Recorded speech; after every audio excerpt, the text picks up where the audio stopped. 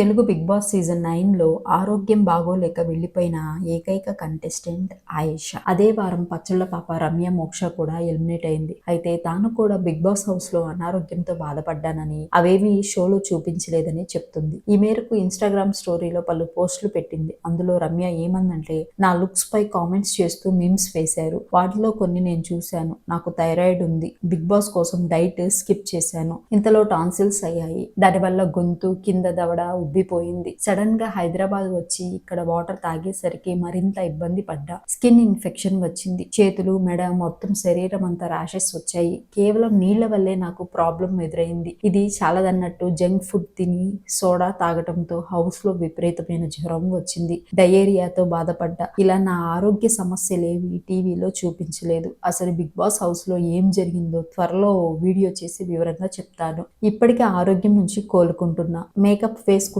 నా కళ్ళు ఎర్రపడి నీళ్లు కారతాయి. జలుబు, తలనొప్పి వస్తుంది. అందుకే మేకప్ కూడా వేసుకోను. ఇకపోతే నెగిటివిటీ గురించి నేను అస్సలు లెక్క చేయను. వాటిని ఎలా గాలి కొదిలేయాలో నాకు బాగా తెలుసని రమ్య చెప్పుకొచ్చింది. అంతేకాకుండా వాళ్ళ సిస్టర్ కూడా రీసెంట్ గా బిగ్ బాస్ లో ఏవీ ప్లే చేశారు కదా రమ్యది. అయితే దానికోసం షూట్ చేసిన కొన్ని వీడియోస్ కూడా దాంట్లో యాడ్ చేయలేదని. అయితే ఈ శారీలో అయితే రమ్య చాలా బాగుంది, కానీ అది డ్యూరేషన్ ఎక్కువ అవుతుందని స్కిప్ చేశారని తను కూడా కొన్ని వీడియోస్ ని షేర్ చేసింది.